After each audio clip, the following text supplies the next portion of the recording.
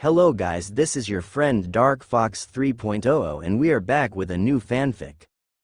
Which is what if ANBU Captain Naruto ruled in the shadows, bound by Kurama and Ino's dangerous devotion.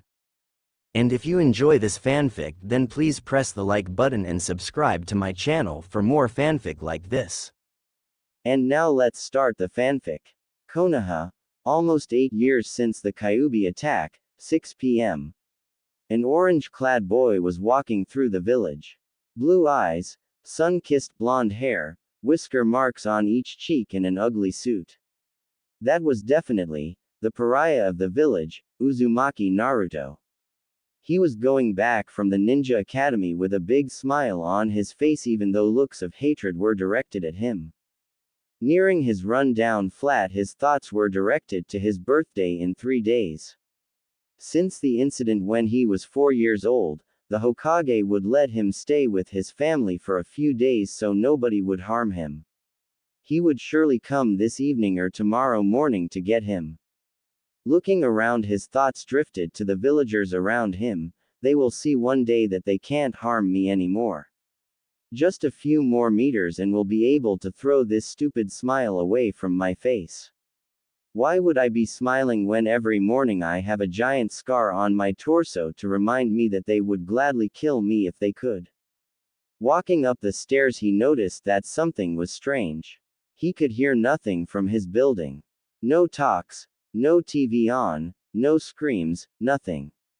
He went carefully to his flat thinking that the door would be bashed in, but it was closed just like when he left. Something was amiss though. The slip of paper that he always put between the door and the frame was on the ground. That meant that someone entered his house. Deciding to open the door, he put his back on the wall near his door, stretched his hand to the knob and opened the door. An explosion rocked the building and sent him flying to the ground. He was lucky that he didn't open the door normally or he would be missing his arm right now. Still dizzy, he tried to stand up and then he saw it. A pipe was in his chest. He looked at it and fainted on the spot, blood pooling around him. Unknown location. He woke up in something looking like a sewer. But he was sure it wasn't in Konoha. He has already been here for a brief moment 4 years ago when he had gotten his scar. Last time there was a voice calling to him, but before he could get near it, he woke in the hospital. This time wasn't different. A voice was calling to him, but it seemed to be in distress. He decided to take a look. The closer he got, the more feminine this voice was getting until he came before a huge golden gate. There was a red-headed woman clutching the bars screaming at him. Naruto. Naruto. Thank goodness you are here. Fast, I will explain everything in a few moments, but right now we are in a crisis. You were hurt and are probably dying right now. I can heal you, but I need you to take off the seal that is keeping my powers at bay. It's the talisman on the gate. Fast, rip it off. Naruto was perplexed. What was she talking about? He was here not hurt or anything. No, he was hurt. He had this pipe lodged in his chest after the explosion. If it was true what she was telling, he would risk his chance. He took the talisman seal and was ready to tear it off. But before he could do anything, a hand grabbed his own and has pushed him away from the gate. Minato, you don't understand.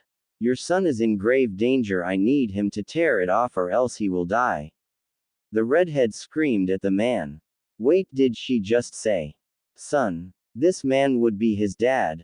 And Minato, the only person to bear this name in the village, was the Yondaime. As he looked up, he could see the face of the man.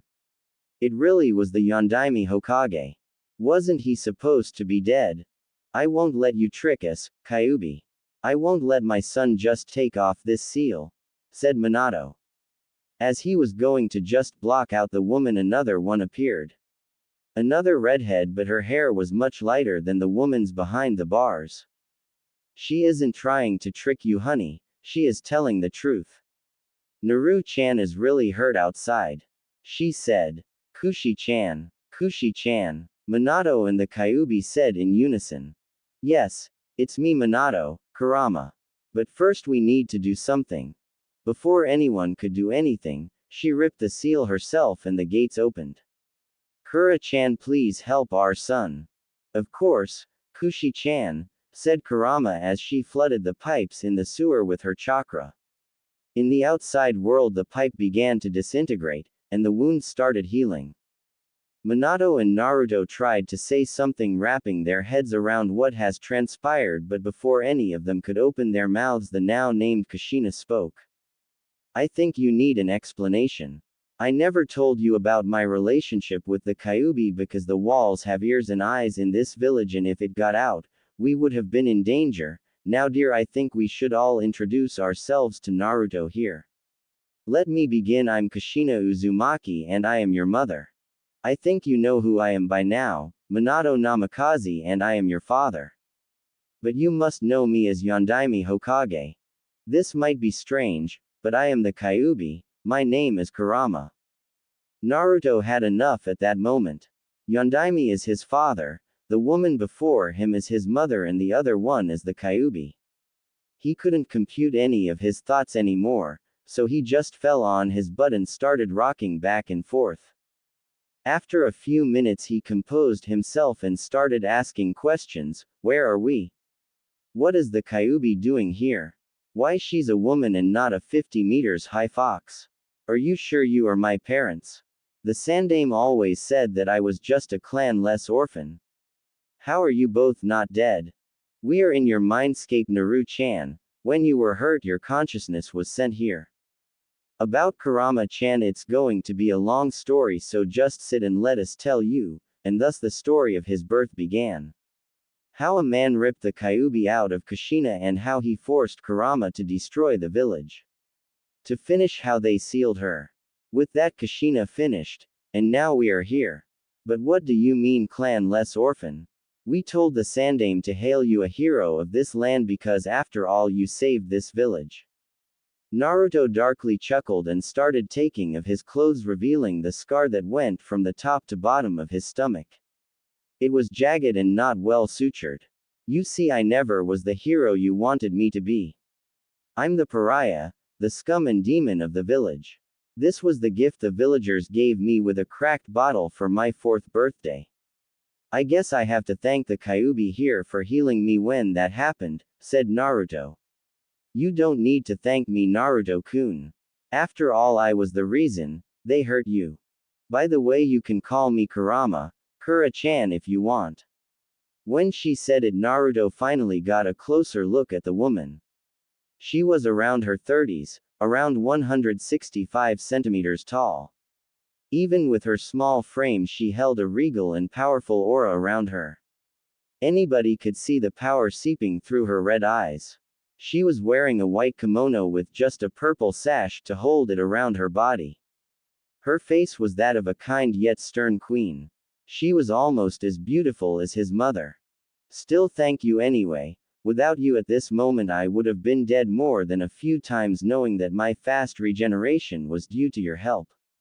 He said with a small bow to her. Next, he turned to his parents and opened his arms as to hug them. They bent down to hug him as well. He touched their faces. They were so joyful that their son was forgiving them, but then he got a better hold of their heads and slammed their heads together. I had to check if your heads were as empty as they sounded to be. You guys were stupid thinking that they would hail me a hero. You left a newborn alone with the reason the village was destroyed, thinking he would be seen as the savior.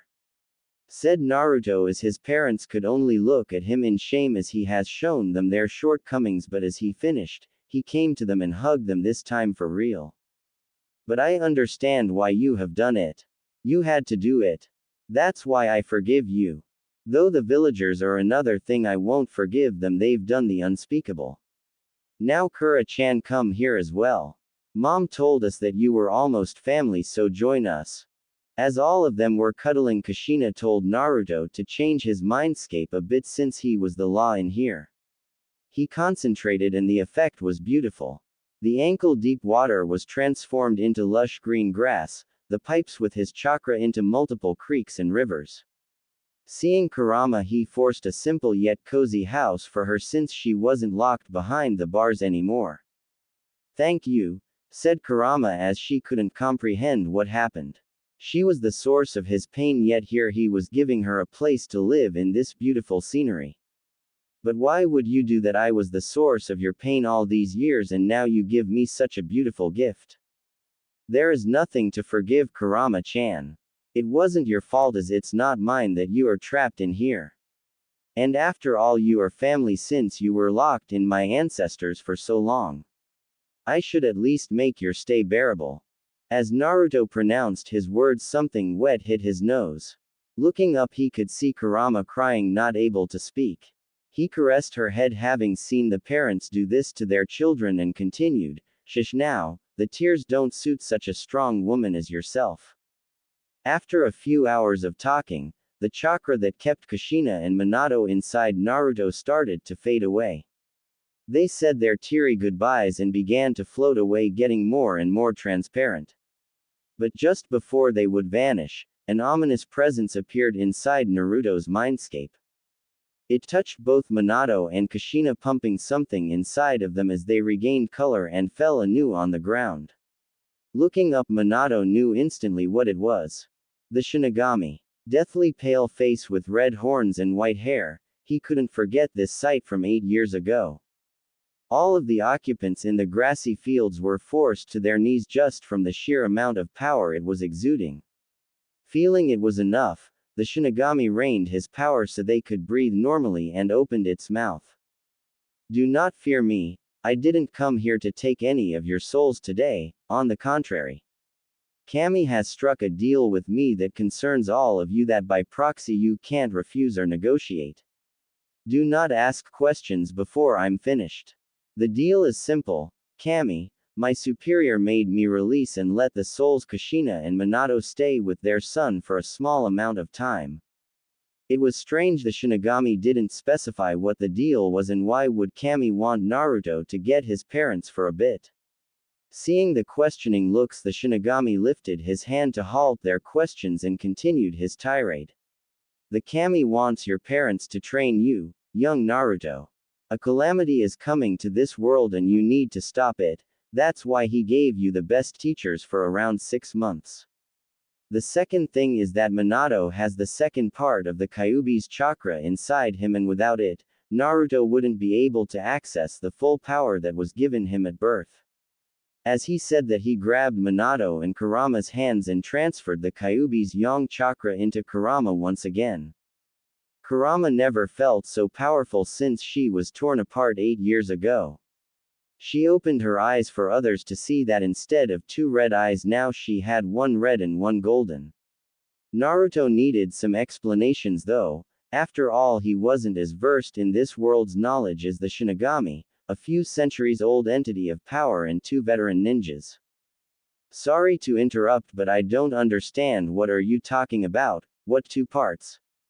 Why are they so important that they need to work together?" he asked, and the Shinigami glared at him for a second and answered. "I told you no questions until I am finished, but I will forgive you since I was talking what appeared to be nonsense to your young mind. The 2 parts of chakra that were separated were the yin and the yang. Your father didn't know that when he ripped the Kyuubi's chakra in half. What you had was the yin part. It's the dark part of your chakra, coming from the mind and powering what you call jutsu. The second part is the yang, which was sealed in your father. It's the body's chakra, representing the light in you. Without the both parts it cannot be mixed in right proportions, giving you a huge handicap. You see, Kurama could heal you only a little since she had barely any yang chakra within herself. That's why she needed to open the seal. But she couldn't heal you just like that. She used the unfiltered corrosive yin chakra to disintegrate the pipe that was lodged near your heart. That's why you need both of these chakras to use it at its full potential." Rewinding a few times what was said, Naruto finally nodded his head, showing that he understood and showing to the Shinigami to keep going. "There is only one but. The power Kurama possessed could feed the dark side of your mind that you tried to hide under your smile all along. It would transform you into a rampaging beast, A berserker that would harm anyone around you, ally or foe. That's why I'll give you a favor and let you battle your dark side." Before Naruto could say anything, the Shinigami put 2 fingers on his forehead and Naruto's eyes flipped and his body tensed up. Unknown place. Naruto found himself on the ground alone in some strange valley. Getting up, he could see himself with a sad smile and the same red eyes Kurama had. "So, the Shinigami sent you here to battle me to gain control over me. So how are you going to do it, head on? Trying to think on your feet? I am you, I know your thoughts, you won't be able to outsmart me." Dark Naruto said. That made Naruto think, if he really knew his feelings and thoughts, then an open battle or an ambush wouldn't work. But when he started to think, he heard someone crying deep in his head. He concentrated on the voice he heard. It was of a boy, not any boy, it was himself crying in his bed to sleep. He could hear Dark Naruto's thoughts as well. He opened his eyes with a look of pity directed at his dark side. "I'm sorry, I've burdened you with all of this and closed you off behind this mask of happiness. I was stupid doing the same thing the villagers did. I dumped all of my hatred and negative emotions on you. I will not battle you." The Shinigami said himself that you need both the yin and the yang. In this case, I am the yang and you are my yin. I accept you. Dark Naruto smiled at this and started to disappear as Naruto said that. The dust that he created went to Naruto's heart and an echo sounded throughout the valley. "Thank you." Naruto's mindscape. The Shinigami lifted his fingers off Naruto's forehead. Naruto himself has fallen to his knees, closing his eyes. "Have you conquered your dark side, young Naruto?" pressed the Shinigami. "No." This answer put his entourage in a somber mood. "I accepted him. He was me, my dark side, or should I call it my yin side. You said it yourself, Shinigami-sama, the yang cannot exist without the yin. And that's my proof." He opened his eyes that were just like Kurama's. His left eye was red, and the right was golden in color, showing that he could access both of the chakras without going mad. "That's even better. Ha ha ha. Normally you shouldn't be able to access the yin since it would consume you and would only work as a stabilizer for the yang. But you consumed your own yin, making you accept the Kyuubi's yin. Now I understand why the kami chose you." Did he just receive a praise and a laugh from the entity that governed the macabre of this world? Yes, he did, and it was the best thing he could ever imagine as his birthday gift. "I don't have much time left to speak with you. I will ask the 3 of you train Naruto as much as you can. I can only give you 6 months of this reunion. I will come back then to tell you about the rest of the deal that the kami made. Do not fret, it's nothing extravagant, but it won't be easy. As a parting gift, we'll let you know that the ANBU that were supposed to watch you are dead and replaced with strange people. Beware of the cross."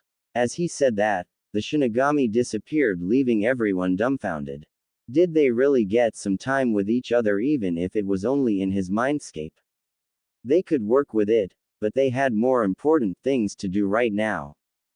"Naruto-kun, you need to exit your mindscape right now. No one came to your help. Even if you are healed outside, you are still unconscious. You can't go back to your apartment since it's in shreds.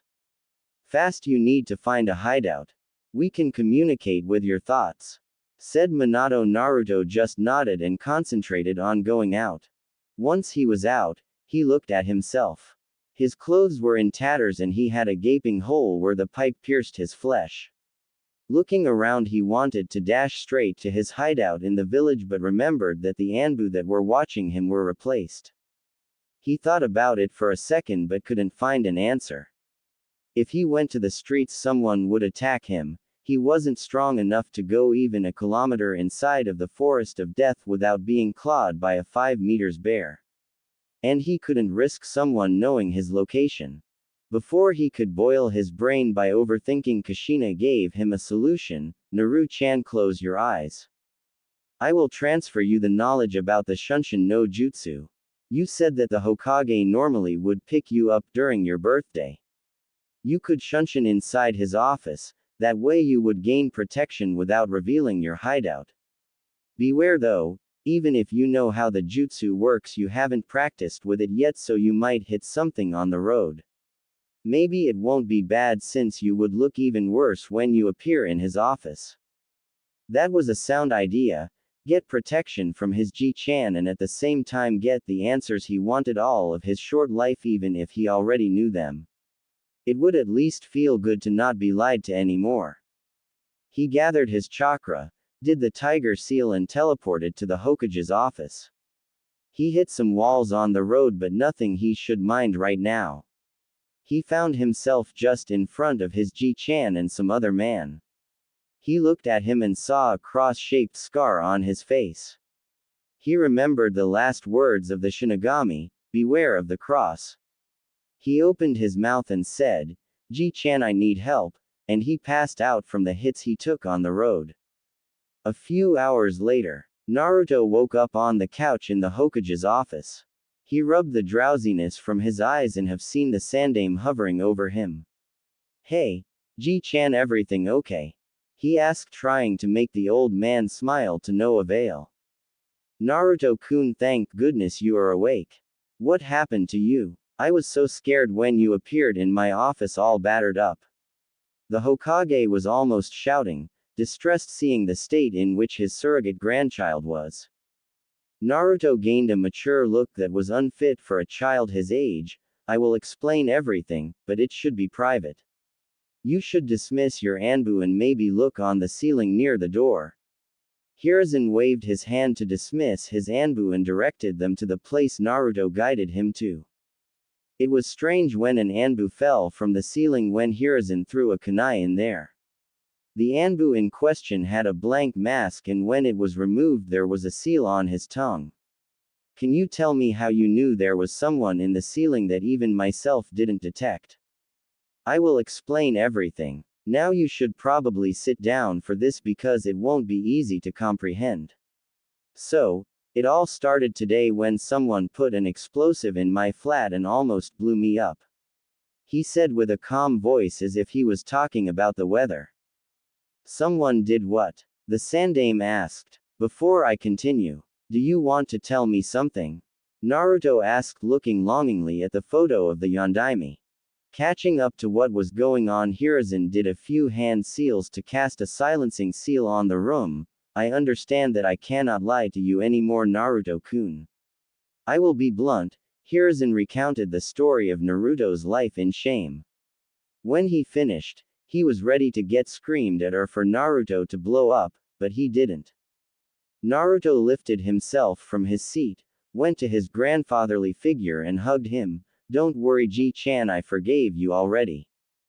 You protected me already well enough during my birthdays. Even if sometimes I got harmed, you shielded me from the worst. He went back to his seat and continued looking at Hiruzen with a smile. Though just for your information, have you lied to me once again, I would probably start my plan EE. That's for emergency escape. I knew that one day I could be forced out of here, so I prepared myself. Now it's time for you to learn something since there are some holes in what you told me. Thus, Naruto told the old man about Kurama, showing him his eyes. About how he met with his parents and the Shinigami himself. And that's how I felt the man up there with the negative emotion sensing given to me by Kura-chan. That's why I need to ask you for a 6 months training period out of the academy. Anyway, I wouldn't learn much from there since anyone, but Iruka-sensei wants to sabotage me. If you don't believe me, ask for my assignments. Without thinking much, Hiruzen answered, granted. I will arrange everything needed and see through your grades and papers. Anything else that you would need, Naruto-kun? It was a no-brainer for the old Sarutobi. If what Naruto said about his parents' ability to transfer jutsu knowledge to the boy was true, then in a few months and with the right regimen they would have another powerhouse youth like Itachi. Yeah, could I sleep at your house since my has blown up? Naruto asked with his usual looser behavior while scratching the back of his head. Oh, and 2-chan wanted to make a deal with you. He wants me to be supervised only if in name, because it would be strange if I would improve drastically without a teacher. As payment he would tell you how to defeat this. Naruto said, showing the tower of papers on the desk. Yes, you can. I will find someone after your birthday. Now tell me what's the secret? Screamed Hiruzen, almost lifting Naruto by his clothes. I don't know what that means, but he told me to show you this, Naruto said with a sense of panic and made a cross seal. Hiruzen only sat down looking at it. First he showed a smile, then he started laughing and then crying and laughing again and crying again. This sequence repeated for at least 5 minutes until Hiruzen crossed his fingers and shouted Kage Bunshin no Jutsu. Many copies of himself popped up and started doing his work. He stood up and took Naruto's hand and turned his face to the boy. Now Naruto-kun, let's go to my house. Try using Shunshin on both of us. Don't worry, I will guide us out of the harm's way, that way you will understand how to turn properly with the Shunshin. As they arrived at the house, Naruto was spent for the day and asked if he could go to sleep right away. As the sleep has taken him, Hiruzen watched him from the door with a somber expression, such a young child with such a huge burden. He will be 8 in 3 days and he already has a plan if the village wanted him gone. Time skip 7 days. The worst time has passed for Naruto with Hiruzen and his family. Since his wardrobe was destroyed, he asked for some clothes as his birthday gift. Now he was wearing black shinobi pants with black ninja boots. On the top he had a black long-sleeved shirt with a turtleneck that served as a mask if needed, with an orange Uzumaki swirl on his right arm. Imagine Kakashi's shirt without his Jonin vest. He didn't waste his time since he had only 6 months to master what his parents knew, or at least a part of it. His dad said he wouldn't be learning the Haraishin. It wasn't a technique in his mind anymore. It was a weapon of mass destruction. He was scarred by the nightmares when he remembered what he did with it. He wanted the jutsu to disappear with himself. That's why he never made a scroll to learn it. Anyway, when they have seen what this new chakra of the Kyuubi could do, they knew he wouldn't need it. The yin chakra was corrosive, and if he coated a body part with it, he would burn and dissolve the thing he touched. The problem was that it burned him as well. To a lesser degree, but still the burn would be dangerous. On the other side, the yang chakra strengthened him many times as well as healed him. He could still remember what happened when he coated his fist with the golden flame and punched a tree for the first time. A perfect indentation of his fist was left in the wood. A feat that even some chunin couldn't do. Nonetheless, this strength came with a price of him becoming fatigued much earlier, even if he was the incarnation of stamina. That's why his tenants forced on him a monstrous regimen that would prepare him for future battles. His father transferred his hummingbird style into Naruto.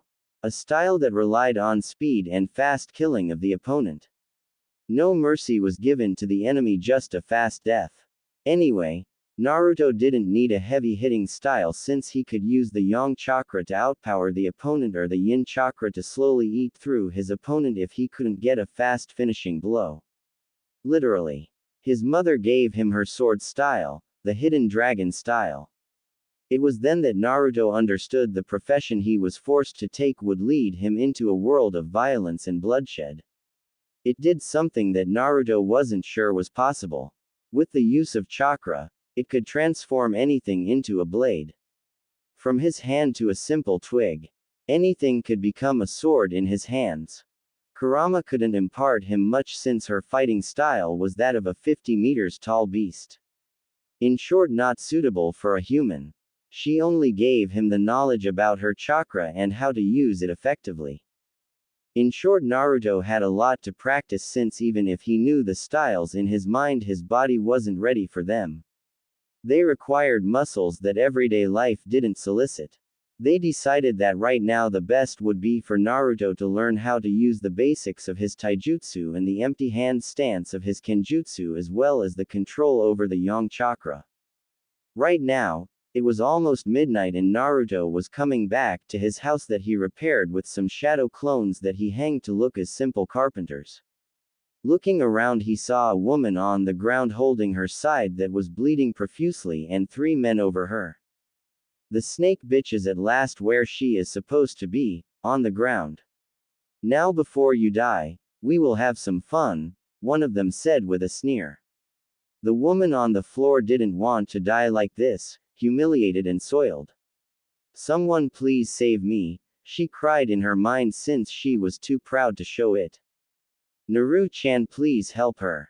These men want to do unspeakable things to her, pleaded Kushina. No, answered Naruto, I know what they want to do to her. I already helped her once, and do you know what happened when I went in to save her?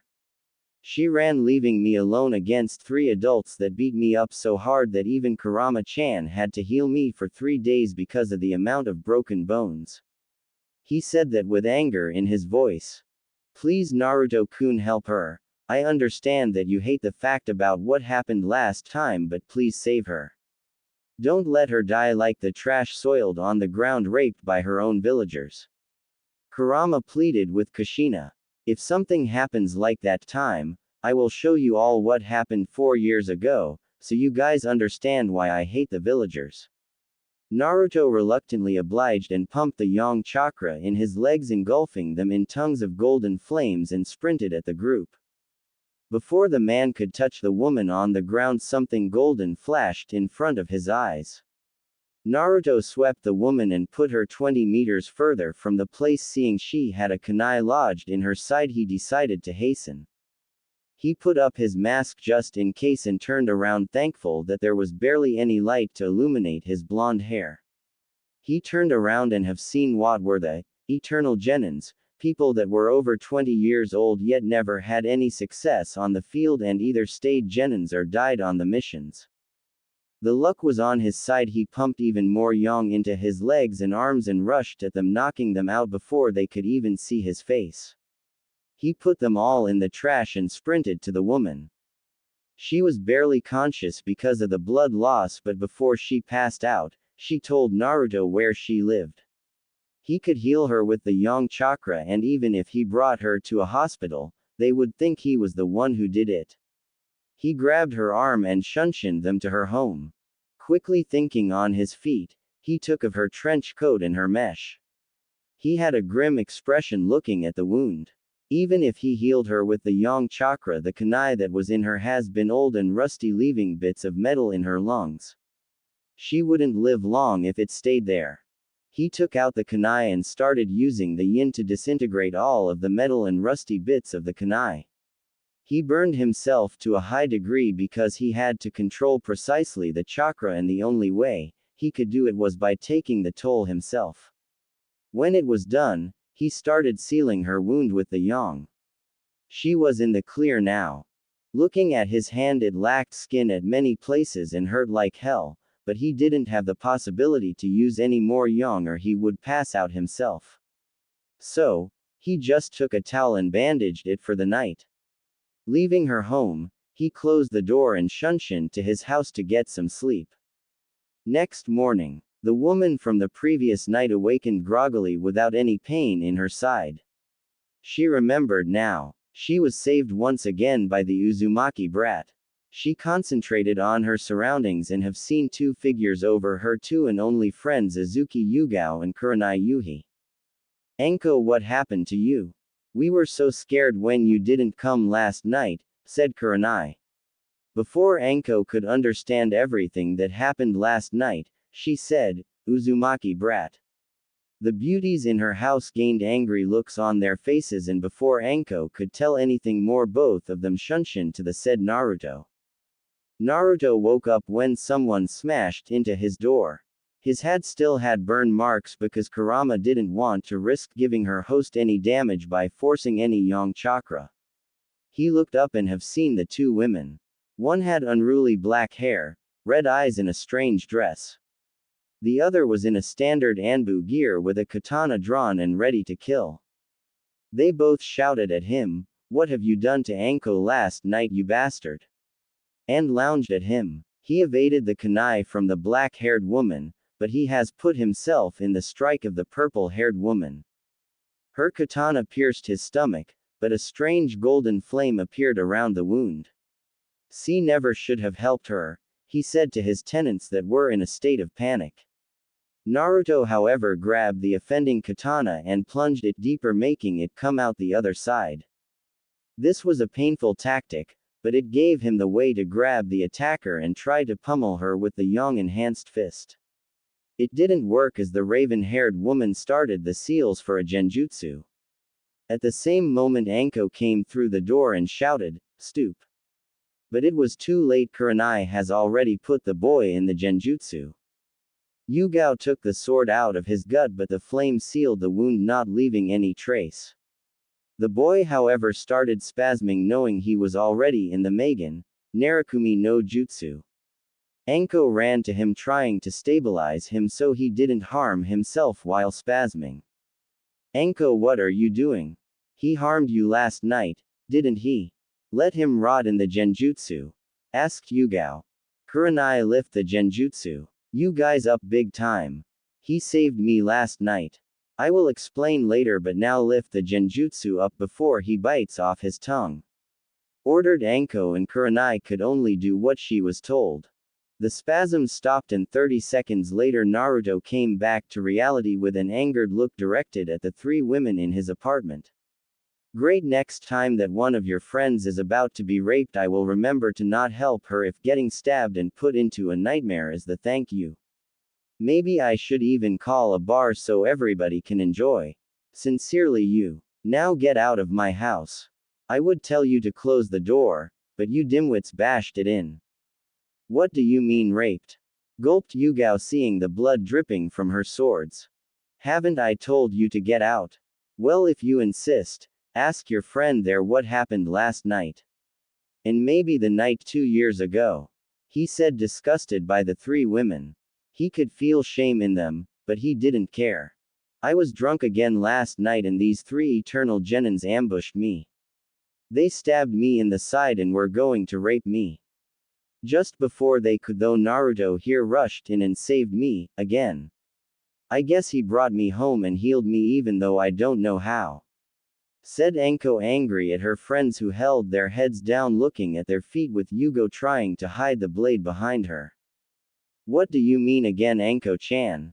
asked Kurenai, but Anko didn't want to answer this question, to which Naruto rose back to his feet.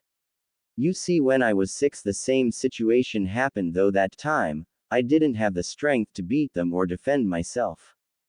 Thinking I have the backing of a ninja who just needed the distraction to counterattack, I did it."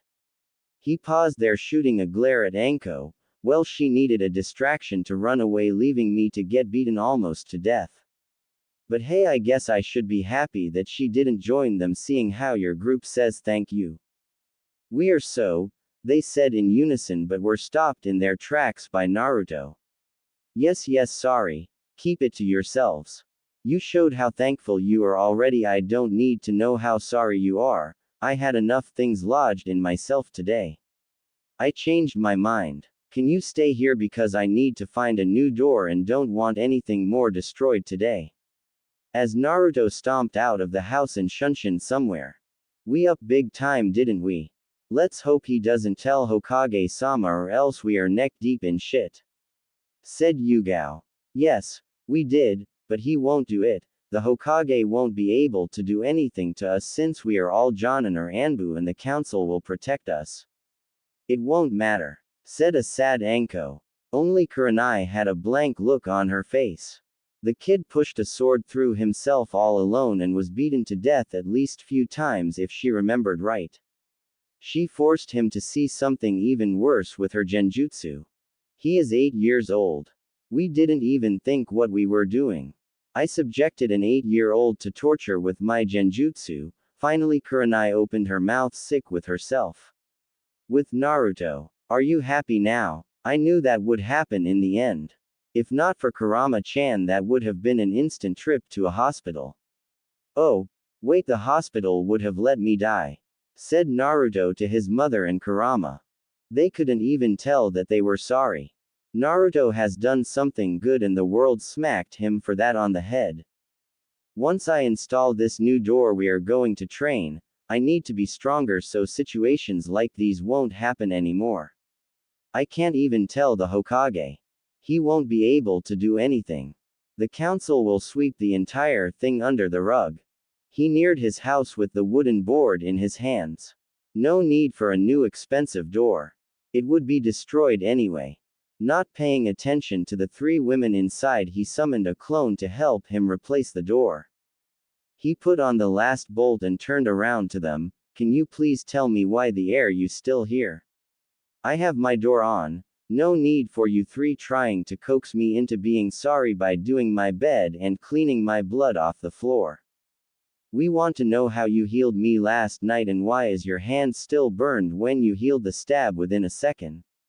At this, Naruto looked at his hand that he forgot from this ordeal and pumped the yang chakra inside. The flame engulfed it and a few seconds later it was as new. Like that, and I burned myself trying to disintegrate the metal bits that were lodged inside Enko's side, if I remember her name right. The guilt on their faces was now clear as water. He burned himself to the point his skin was non-existent to help their friend and they tortured him. Nice. If you want to know more you can go ask the Hokage, he finished with a smirk. They couldn't unless they exposed themselves. Now out, I think you girls did enough this morning. They couldn't argue anymore, so they quit his flat and went on with their lives disgusted by themselves. All of them but Kuranai, who wanted to know something else. What have I made you see in the genjutsu? She asked. For sake you really want to know? Then sit down, I will tell you what happened 4 years ago and let you imagine what have I seen in your genjutsu, he said with Kushina and Kurama listening intently since he never told them what exactly happened. That night some sick decided to see if I really was human, so he took kunais and crucified me to a wall. Then he took some broken glass to be sure that it hurt as much as it could. He opened me up and started looking what I looked like inside. He made everything to keep me awake the entire time. 4 straight hours of cutting and inspecting. The trip to T&I would be more pleasant for a 4-year-old. He chuckled darkly as he lifted to show the nasty scar. Something normally impossible for the Kyuubi Jinchuriki. Kuranai looked as she was going to puke. Back in her days every academy student were forced to see what was going on in the T&I to prepare themselves. They were only shown the light version of the section but still left many of them scarred.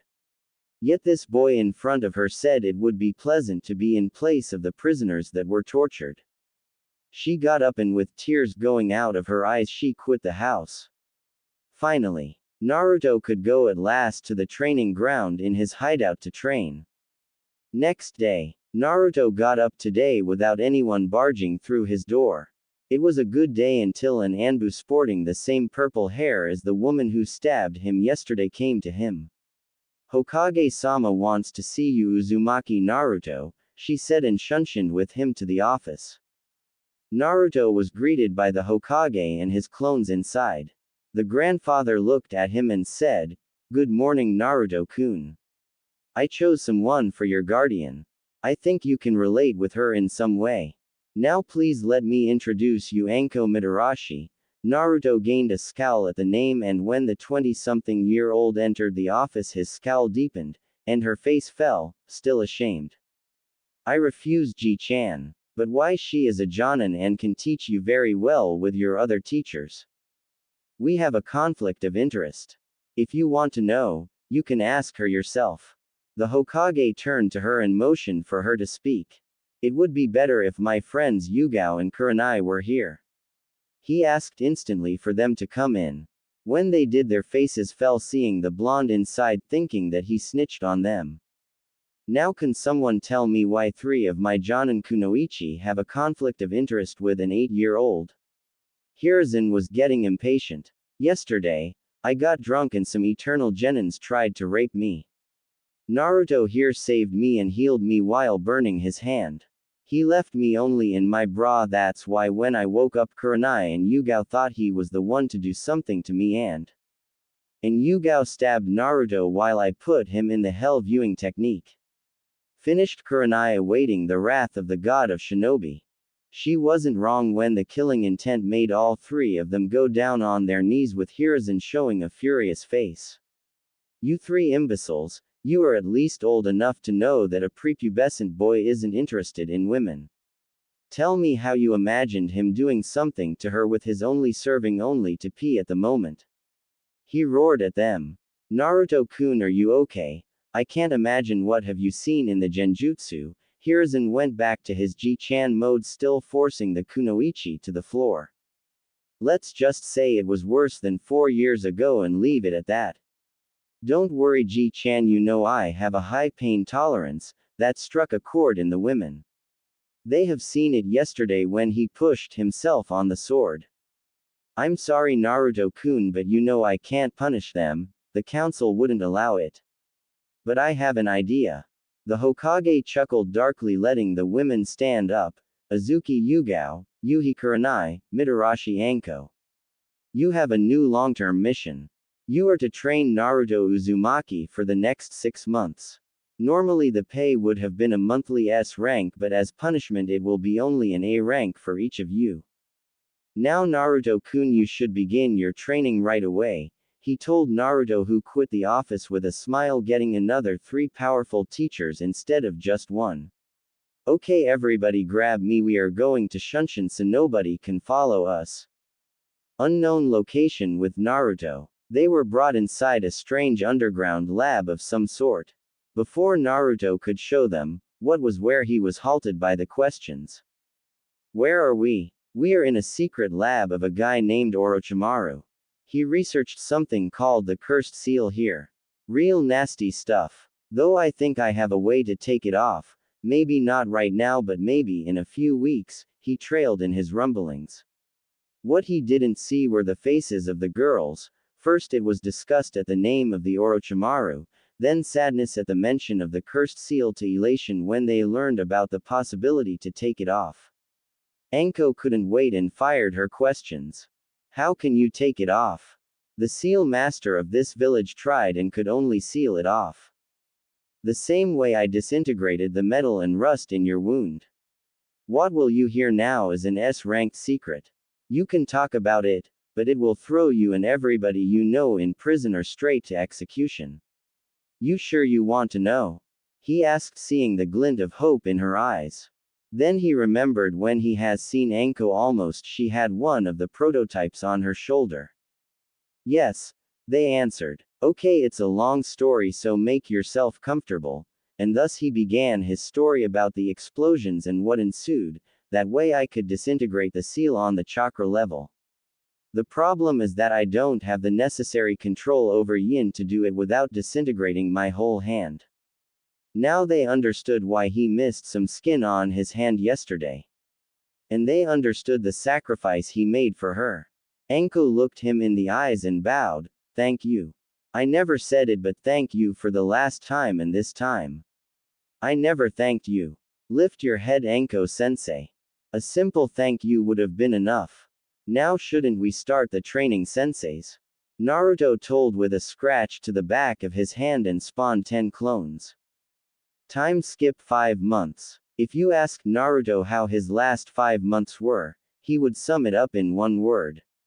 Rough. The training was rough. Not only his tenants forced him to practice their specialties and jutsus, but his physical teachers were giving him a tough time as well.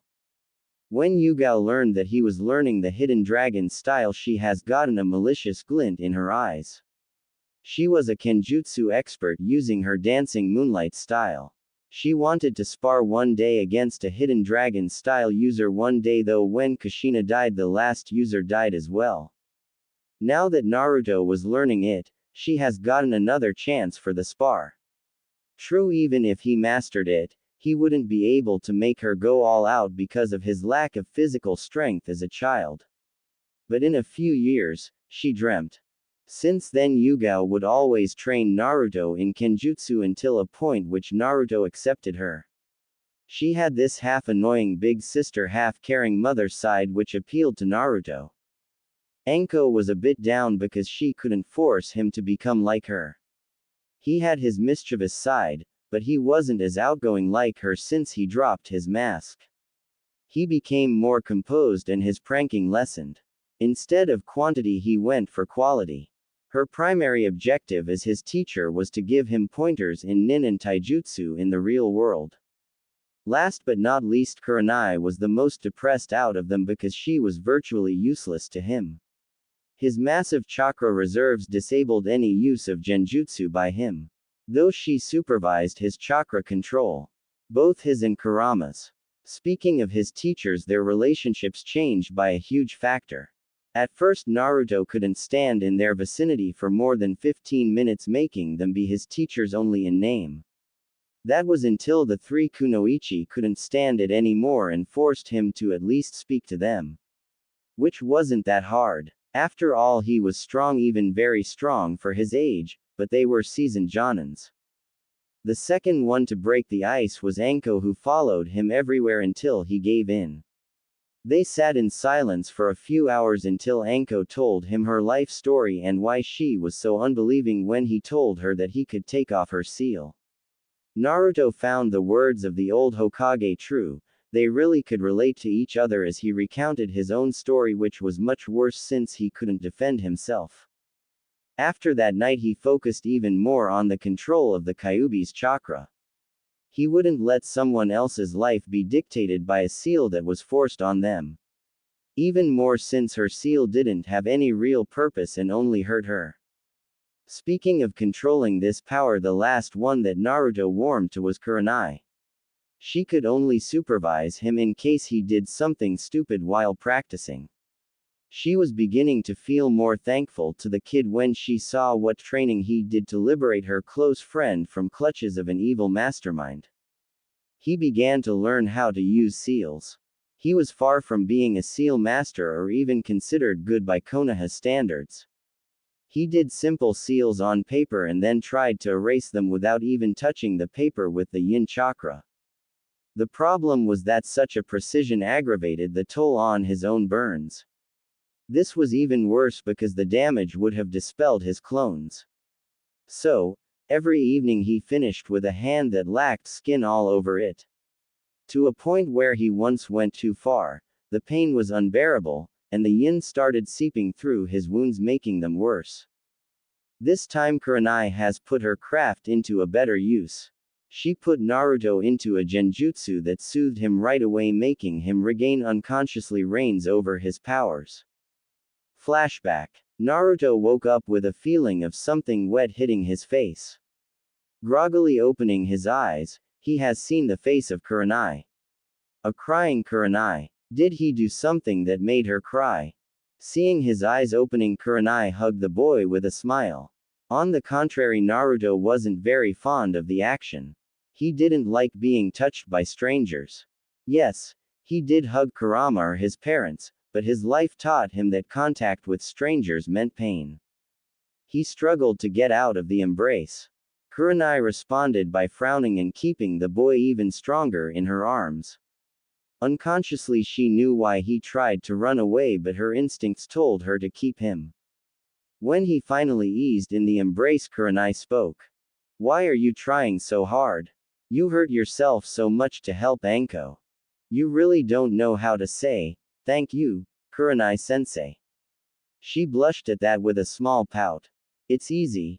Ji-chan said that I could relate to Anko, and it's true. We both have seals and pasts that force us into being pariahs of this village. That's why I want to help her that much. No need for two people forced into living hell because of a seal." Kuranai widened her eyes listening to that. She hugged him even more and started to whisper, "Thank you. You don't know what that means to us three, that you want to help Anko this much." Flashback end. This training was going well until it hit a wall about 1 month ago. Naruto has gotten good enough to destroy any kind of seal written on normal paper without suffering any injury. This had some additional perks because his control over yin and yang was very good, making all of his teachers astounded by the progress. The problem was that Naruto could only erase a seal on paper. He wasn't sure if it would be good enough to not harm a human with the yin. He couldn't ask anyone to let them apply seals on them to try and destroy them. With a bit of thinking, he got an answer. It was the chakra paper. It was so sensitive to chakra that even a small amount would show someone's nature, even civilians. That was the wall. It was so expensive that the amount he needed to train would exhaust a family's monthly budget. He needed money and he knew what to do. Flashback. So how are we going to finance this project, Naruto-kun? Anko asked dejectedly.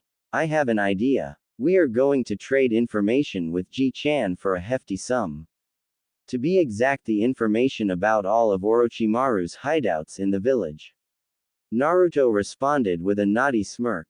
Hokage office. Naruto and his 3 friends entered the office. The sight pleased Hiruzen as all 4 of them were smiling and Kurenai was roughing Naruto's hair. Finally, Naruto gained some friends even if they were more than double his age. What brings you here at this fine day? Asked Hiruzen, taking a puff from his pipe. I want to trade crucial information, Gigi, answered Naruto. Oh, and what would it be? You've already given me the secret for the paperwork. Let's say for a price of 1 S-class mission I give you info about all of Orochimaru's hideouts in the village. This put Hiruzen straight into his Hokage mode. This wasn't a simple matter anymore. If they could gather data about his older student from there, it would greatly benefit the village. Naruto, how did you come to get this intel? Tell me, quickly. This scared Naruto a bit. Gulping, he answered. You remember about my plan EE. The place that I chose for my hideout turned out to be one of his cleaner laboratories. Inside there was a map with all of them inside the village. I would be cautious though. I've been to some of them and most of them aren't as pretty as my own. If it's true that map is worth much more than a simple S rank, I will give you an equivalent of 2 S ranks. Now give me the map. Naruto unsealed 2 scrolls and given it to him. There is the map. I erased the location of my hideout, so in compensation I've gathered everything in there that belonged to Orochimaru and sealed it in the other scroll. Sarutobi opened the scroll and gave a nod. He took a piece of paper and scribbled something on it. Here, take this downstairs, the Chunin will give you the money. Yugao-sensei, can you do this and go buy the necessary amount? About 4 kilos. It would be easier if someone with a higher rank would do this. Naruto gave her the slip, but she refused. I can't, Naruto-kun. I need to talk to the Hokage about you. The 3 of us already talked about it. Please, Kurenai, can you do what he asked? Hiruzen looked at her quizzically, and after Kurenai left he motioned her to speak. You see, Hokage-sama, Naruto here grows fast, too fast. It would be stupid to send him back to the academy. He would destroy his class 10 times over with a single strike if he wanted to. It would be a waste of his talents to do it. I propose to enroll him into ANBU. We all know here that ANBU aren't only Junins. Sometimes we recruit even Genins because of their abilities. Naruto-kun fits the bill perfectly. He's already stronger than any Genin and his abilities make him even stronger. He's like Tsunade-sama, a medic that can destroy keeps. I will let you look into that. Flashback end. A few days ago, Naruto perfected his use of yin. Even if by accidents he discovered many times his affinity for wind and slight fire caused by Kurama's chakra flowing through his body since day 1, he found a way to disintegrate seals written on the chakra paper. He did so by using both the yin and the yang at the same time. The yang would create an almost infinitely thin border around the seal, making a vessel for the yin to flow through the chakra-infused ink and leaving a perfect and usable chakra paper behind. Today was the day to free Anko. The preparations were complete. For the last hour, Naruto spent time with his interior tenants, making sure that everything would work perfectly. He entered a room where Anko was sitting in only her sports bra. A necessity for kunoichis. Kurenai and Yugao were holding her hands to relieve the stress. Naruto stood in front of them, looking Anko straight into the eyes. She didn't trust herself to speak, so she just gave him a smile and a nod. He nodded back and began. He touched her shoulder, coating it with the yang until it formed a light around the cursed seal. When he felt ready, he poured the yin inside the vessel. A few seconds later he did something that even the seal master of the village couldn't do. He destroyed Orochimaru's magnum opus. To be on the safe side, he flushed her shoulder with the yang to neutralize any yin that could infect her. Looking at his fingers, he has seen some burn marks. He preferred to be extra cautious with Anko and made sure that any burns were given to him. It was a small price compared to the smiles his three friends gave him and a huge hug from Anko, who now had a perfect unblemished skin. Time skip 1 month. The time was nearing. The Shinigami would come today to take back the souls of Minato and Kushina. For the last few days Naruto spent all of his time with them, unwilling to say goodbye. He knew that day would come, but he didn't want it to. It was Kushina that gave him a new perspective on this. She reminded him that outside he had his nei-chans as well as Kura-nei inside of him. Since the day that Naruto freed Anko, the three of his senseis became something else to him, a family. The mischievous Anko-nei, the annoying yet loving Yugao-nei, and the always composed nevertheless easily flushed Kurenai-nei. Mindscape. Naruto was hugging his parents, not wanting to let them go. They were all reminiscing the good times together during the 6 months. The training they put him through, the unconditional love they have given to him. All of his tenants were sure that they've done all they could to prepare Naruto for the future. They taught him everything they deemed in his grasp. The things he couldn't for the moment were stored in what they called mind gates.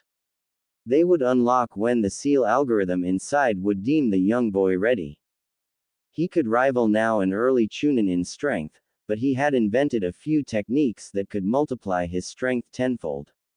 One of them was what he called the Biju cannon. He found out about it when he learned how to shoot a small amount of yin or yang from his fingers, but anything more would throw him back because of Newton's third law. He counteracted it by shooting the chakra in 2 opposite directions. This countered the thrust he produced to the front and gave him quite a forest razor. Yes, I based it on Suna's X-burner from KHR. Right now, he was on the process of concentrating the beam to, instead of getting a wide spread, he would get a long-range laser to kill from afar. Their rumblings were cut short when they felt the same ominous presence from 6 months ago. The Shinigami was back to take the souls of Minato and Kushina and specify the rest of the deal. Greetings, mortals. I hope you all prepared yourselves. Your time has come. Before I take you, I must commend the training you have given to the young Naruto. Don't worry, you will be taken to heaven instead of my stomach as a thank you from Kami himself. Now to the last part of the deal I've told you about. I need you to take the lives of 2 men who caused so much chaos in this world. The first one is Orochimaru the Snake Sannin, and the second one is someone who calls himself Uchiha Madara, yet he's a simple imposter. You've all met him once already. The hint is a spiral orange mask. When he said the last line, the room dropped a few degrees, and everyone was furious. That was the man that destroyed their family and lives.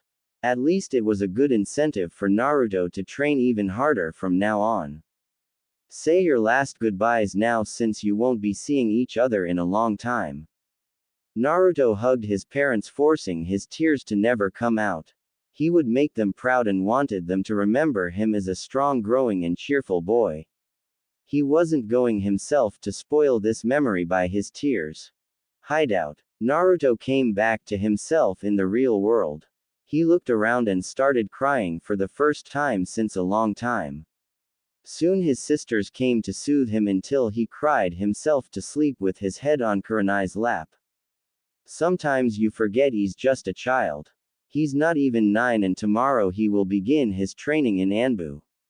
Seeing him cry like that makes you question the order of this world where children have to kill each other for their village," said Kurenai, brushing one of Naruto's locks out of his face. Next day, Naruto was brought to the Hokage's office by his ex-teachers since yesterday their mission has come to an end. Today his life would change drastically. he would be incorporated into the ANBU. He shouldn't even be a genin at his age yet the ANBU was going to welcome him. Like you've said, I pondered about the ANBU route for Naruto, and after you've told me about his exploits it would be dangerous to make him go back to the academy. Kuranai, Anko, from this day you regain your duties to the village. Yugao, or should I say Neko, you take Naruto to the ANBU HQ. They know everything and his compulsory training will start in 2 days. Dismissed. Yugao took back her mask and put it over her face. She grabbed Naruto's shoulder and Shunshin to the ANBU HQ. Kuranai and Anko took the more traditional way out of the building. That is through the door. It's going to be much less lively without him, said Anko with a sigh, going to her house until the next mission. Meanwhile, at the academy, Iruka had enough. It was Monday, he had a hangover, and his students were always the liveliest on Mondays. This was going to be a long day. He scanned over this class, still asking himself if the clan heads had an orgy or something. Most of the clan heirs were in this class. What are the chances for this to happen in a single year? This had to be planned. Suddenly a hand rose. This wouldn't be strange, but the person who raised the hand. It was the Shisten meekest to be Kunoichi he knew, Hinata Hyuga. It had to be urgent if the girl dared to ask something in front of class. Yes, what is it, Hinata? He asked tentatively. Sensei, do you know what happened to Naruto-kun? The idiot surely dropped out. Someone shouted from the back, making all of the class laugh. Actually no, Akima. He was taken into an apprenticeship by a jonin. This was at least what he was told by the Hokage. The laughter ceased and no one dared to say anything more until a screeching voice shouted. Ha, the idiot had to be taken into apprenticeship or else he would kill himself. The voice appeared to be coming from a pink-haired girl, Sakura Haruno. She was in this class only because her mother forced it. The laughs began anew, safe from a few people. The first one was Sasuke Uchiha. He was too cool to laugh and had a better things to do, like having a stare-off with his archnemesis, the wall. The second one was Hinata. The last was a platinum blonde girl, Yumenka Ino. She never spoke to the other blonde, but she always thought he was funny in some way. After everybody calmed down, Iruka pursued with the normal art class. It was useless, but at least the brats shut up. Time skip 6 months. Naruto just turned 9 today. He had a huge birthday gift presented to him by the ANBU commander. His own mask and the ANBU tattoo on his right shoulder, meaning he finally completed the ANBU training and would become a true ninja. Yugao came to the commander office with Naruto in tow for the inauguration, as she was the referent for the soon-to-become ANBU. Dragon was sitting behind his desk with a blank mask on his desk, as well as another nameless ANBU with a tattooing equipment. He motioned Naruto to go to the ANBU for the tattoo. 1 hour later it was done. He was happy that the ink they used was chakra-based, so unless you had to show it, it would stay hidden, because he has foregone the sleeves on his shirt as he always burned them off while using Biju cannon at full power. The other task of it was to identify real ANBU, because the tattoo had the chakra imprint from Dragon himself. Naruto took the mask, presented it to him, not understanding why it was blank. Seeing this, Dragon explained. The mask of an ANBU is like his ID, no one has the same photo on it, right? It's the same for us, the mask will give you your new identity when you put it on. Naruto nodded and tentatively put it on his face. Soon purple markings began forming an animal. He produced an ox mask. An animal known for its great strength. After seeing what Naruto could do with his yang, he didn't have any doubts about it. Welcome to the family, Ushi. Stay in the HQ, tomorrow morning I will have the first mission for you, said the commander. Next day, Naruto was woken up by Yugao at 5 a.m. to announce that Dragon wanted their presence in his office at 6 a.m. When he got ready, she gave him a long box. I couldn't give you your birthday present yesterday. Happy birthday, Naruto. Come on, open it. Inside the box was a 50 centimeters long wakizashi. It was perfectly pitch black and fit into a matte black scabbard, suited for a ninja since a reflection from a normal blade could reveal your position. It was beautifully crafted. It is coated in chakra metal, that way you keep a normal blade's sturdiness with the capacity to put chakra out. I went for the wakizashi because of your style and the Hin no Jutsu you learned from Asuma. It was at the time when Kurenai traded her favor with Asuma to help Naruto learn the wind chakra. Yugao ne, you shouldn't have. Thank you so much. He hugged his sister in a bliss. It's okay Naruto-kun, now let's go see Dragon before he chews us both for being tardy. When they entered his office, Dragon was sitting once again behind his desk.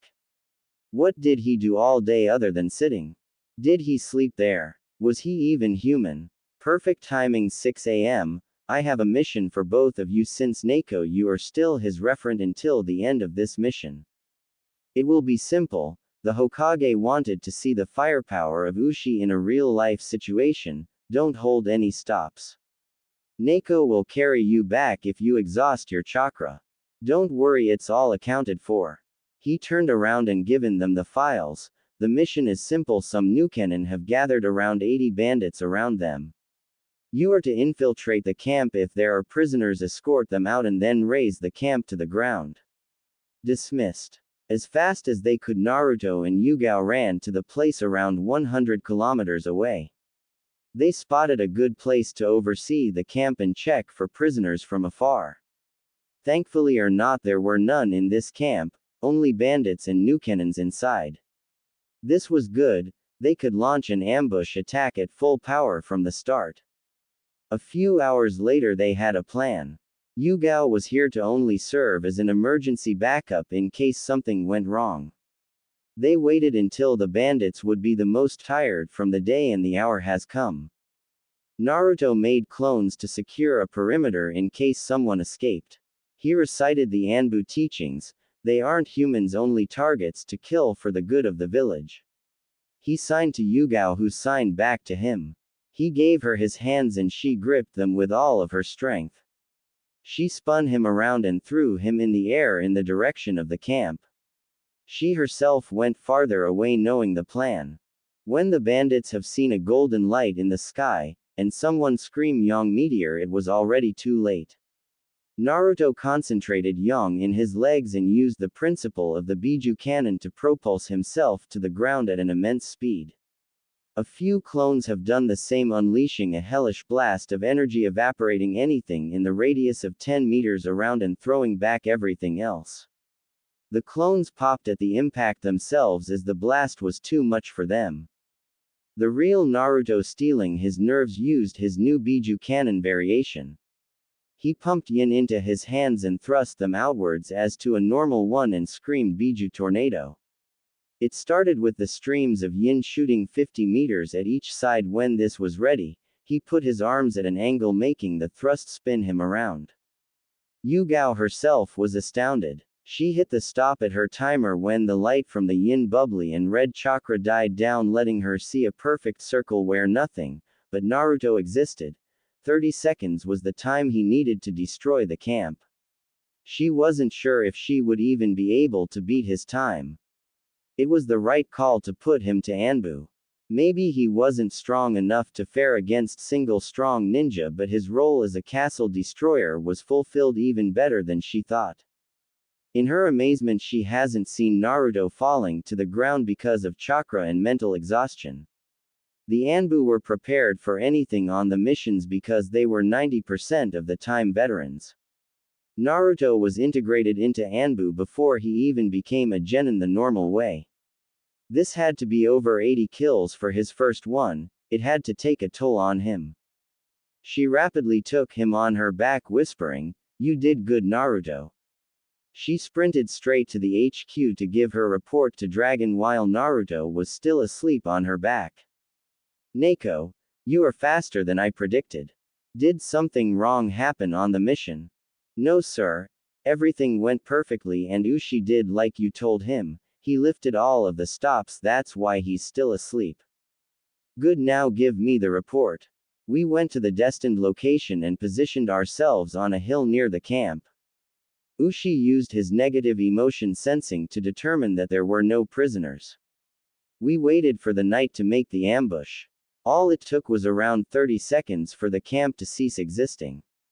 Nothing was left. I took a photo to prove the carnage that was made. She took a photo from her pouch and given it to him. It showed a perfect circle of ground. The grass was annihilated as well as a few meters of the soil. That's almost alarming. That would put him on par with our rank demolishers at least at this occasion. I already have the report from the drill instructors about his strength, but I want your honest opinion about him. Ushi is the typical case of the ANBU that we take for their special powers and bloodlines at an early age. His personal skills are at most mid-chunin, which is above good for a child his age, but most of the ANBUs would destroy him. His skills wouldn't save him since most of them require charging for a small amount of time. In the future he should concentrate about his normal ninja skills. Understood. Good job, your payments will be in your accounts by tomorrow. Take Ushi to the Yamanaka as well, he's going to need a third unbiased party to talk to. Dismissed. The accounts that ANBU used were different. They had their own bank that passed their funds through some other ANBU-made banks that accepted anyone. This way their identities remained well hidden. Yugao took Naruto to the nursing dormitories for him to sleep. She took off his boots, mask and armor. Watching him she smiled. Since they started training him, he went from a normal child to someone with a body made for combat. Nothing too bulky. Just defined muscles started to show on his arms. She was happy for her little brother. She gave him a kiss on the forehead and skipped her way to her boyfriend. Next day, Naruto was out of the nurse station when the medics discharged him after checking for his chakra exhaustion. The sight of Yugao without her mask greeted him out of the room. She could feel he was a bit gloomier than most of the time. Hello Naruto-kun. Dragon has given us some orders. We are going to the T&I department for you to talk to someone. Hi Yugao-ne, if I have to then let's go. He took her hand, an action he hasn't done in ages, and they strolled together to the building while talking about everything and nothing. When they arrived, they didn't go to the torture section, but what was written on the door was, ANBU Psych. It was a place for the ANBU to get their mental health in check. They were professionals, but they still remained humans. Sometimes they needed to see someone to talk to. This was the place. It had only the department's heads such as Yamanaka Inoichi and Ibiki Morino. He may have been a sadist, but this made him particularly knowledgeable in how to help the victims as well. Naruto was destined to meet the Yamanka. He was the guy that served as the psychiatrist while Ibiki was more of a psychologist. Entering the room, he has seen a platinum blonde man around his late 30s. He had a kind smile looking at his next patient. Good morning Naruto-kun, in here you aren't exactly an ANBU, you are my patient. That's why we will be on the name basis. Do you want Yugao to stay with you or do you prefer her to wait for the conclusion? I prefer to be alone for this. No offense Yugao-ne, but with you here I won't be as comfortable as with a stranger that won't judge. She understood that very well. Close people tended to either try to help with soothing words or would judge you even if in the slightest. He needed someone that would just listen or give genuine professional advice. I will wait outside, don't worry Naruto-kun, said Yugao, quitting the room. Do you want to start Naruto-kun? Or would you prefer for me to ask questions? Inoichi asked. I want to start before the feelings of yesterday start to fade. You see, I was in the class with one of your clan members, Ino. While she is learning how to throw shuriken in the academy, I was already killing people. I knew what it entailed, thinking I was ready. And I was until I have seen the massacre that I did yesterday. I have killed around 80 men in a time span of 30 seconds. And it was only the first time. I will do these missions often now. I know that I was always supposed to be a weapon for this village. It scares me that I will grow so accustomed to this that I will lose my humanity and become the monster the villagers always wanted me to be. Inoichi was listening intently, noting everything on a piece of paper. He could see the emotional turmoil in Naruto's eyes. It was true that he became one of the youngest demolishers in ANBU, and considering his upbringing, it wasn't the perfect place for him to be. But he was the ultimate weapon to be for the village, he knew it himself. It was too early for that, but they didn't have any other option. Putting him inside a normal cell would only serve as a balance breaker. Listen, Naruto-kun, we all think we are ready to kill when we quit the training, every time it backfires on us. Most of the veterans have mental problems that they cope by having strange quirks. You will understand in the future if you meet some of them. You killing these people was the only option we had. You protected the new generation this way. We never grow accustomed to the killing. It becomes a part of us that makes us protect our companions from the fate that we give to others. The ANBU creed is a testament: we fight to win. We fight from the shadows to protect those that can't protect themselves. Remember that you aren't killing people, you are saving those that would end up hurt. Naruto widened his eyes hearing those words. He never understood what they actually meant. In his juvenile mind, the ANBU killed, deceived and stole for the village. The real fact was that they protected everyone by doing it. Thank you, Inoichi-san. I think you just gave me a new understanding of what am I doing. Can I come see you or Ibiki-san in case I need to talk to anyone? Of course, Naruto-kun. Now let's call Yugao back inside to give her a debrief. He opened the door and asked Yugao to come in. Now I explained to Naruto some things.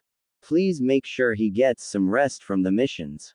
I showed him the meaning of your own creed to make sure that he knows why he is sent on those missions. I would advise to bring him to me around once a month, we don't want another Itachi. He spoke with a sad face, remembering the night when the boy killed all of his clan. Understood, Inoichi, I will see to that. I think Dragon will give him at least 2 weeks of leeway.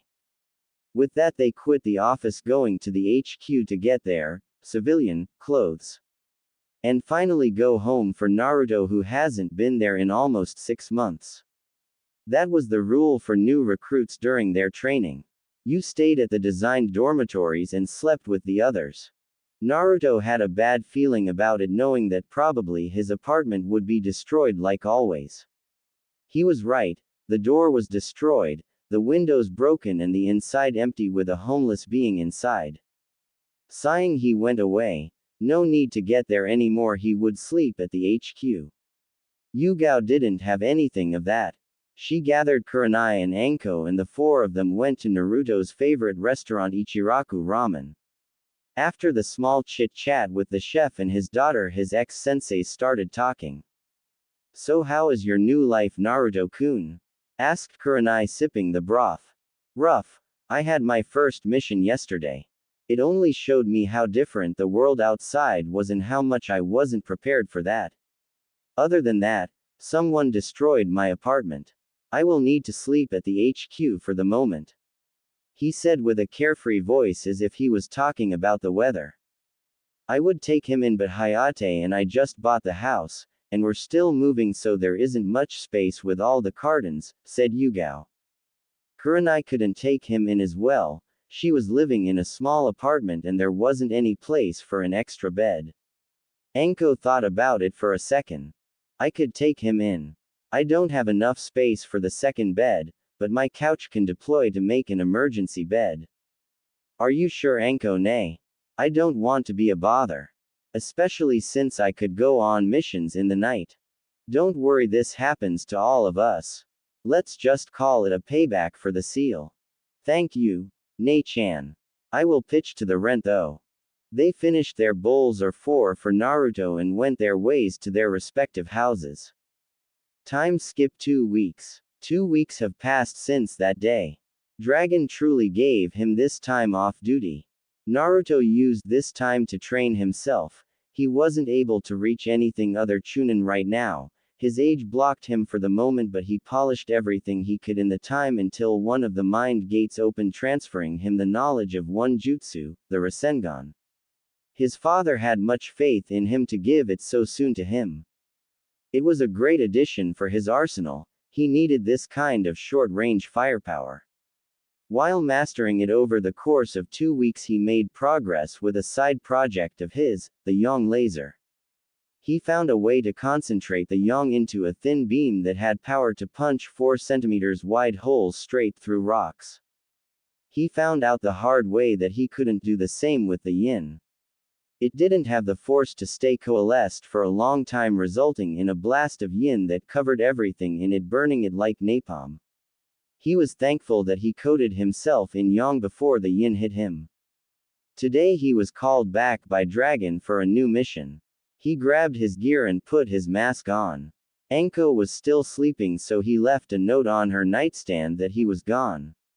He shunshined to the office where Dragon has thrown a scroll at him. You are to go to the border with the grass country. Some agents are already there. You will transfer these orders to them and help the apprehend or kill the Newcannons that will try to cross the borders. Dismissed. Run fast. Naruto didn't wait for Dragon to take another breath. He was already running through one of the tunnels under the village that would let him go straight to the mission point. Exiting the tunnel, he took out the bingo book, reading the files of the Newcannons. Mizuki, 27 years old Chunin. Nothing special, kill on sight because of his uselessness. Next, Amai Dokumi, another Chunin who felt he wasn't appreciated enough, still nothing special. Some eternal genins, oh, they are the 3 bastards that tried to rape Anko Ne, now is my chance for revenge. Anko will get them straight into her hands. He ran for the next few hours until he spotted one of the ANBU. Ushi, you are finally here. What are the orders? Ha, everything is written in this scroll, Tora Taiko. After reading the scroll, Tora showed Naruto the way to the camp. There was a map where X were the possible traversing points for the nins. He ordered Naruto to make some clones to take watch there. Tora Taiko, I have a request. Let me capture the eternal genins. They will be a gift for someone. As long as it doesn't compromise the mission, you are free to do it. Thank you, sir. Night has fallen and one of the clones just popped, signaling Naruto the location of the runners. Signaling to his commandant, they all went out. First appeared to be Mizuki. Naruto never liked the bastard in school. Now he knew why. The other agents wanted to jump in, but Naruto showed the sign to halt. He extended his finger and created a vortex of yang around it. The principle was easy. The science defined that there was chakra in the air around them and it was considered a fluid. By making the yang spin, it created a fast-moving chakra with lower pressure. The Venturi effect applied to it, making the beam concentrated. He shot his yang laser straight at Mizuki's heart. The effect most instantaneous. The blunt force of the impact, instead of evaporating the flesh, punched a hole in it, making a huge part of his heart fly out. He was dead. The agents ran straight to Amai Dokumi, killing him in an instant. They frowned under their masks when they heard a sizzling sound under his vest. The bastard would try to injure them even in death. They ran away as fast as they could, but Shika equals deer was hit with a shrapnel of wood that went through his leg. Naruto wanted to go straight to the other 3 targets. He was stopped by the explosion and the feeling that Shika was badly hurt. He created a clone to follow the genins who ran back into the forest and rushed to his ally. Everybody get away from him, I will heal him. Don't worry, in a few seconds you will be in perfect shape. Taiko, the other targets are followed by my clone. He put a lingering flame of yang on his finger. Shika was scared seeing what it has done before. To his astonishment, he didn't feel any pain as the flame urged the wound to close. With a short thank you, he stood up. Naruto ran back to the first mission. Who would have thought that a kid could be a demolisher and a medic at the same time?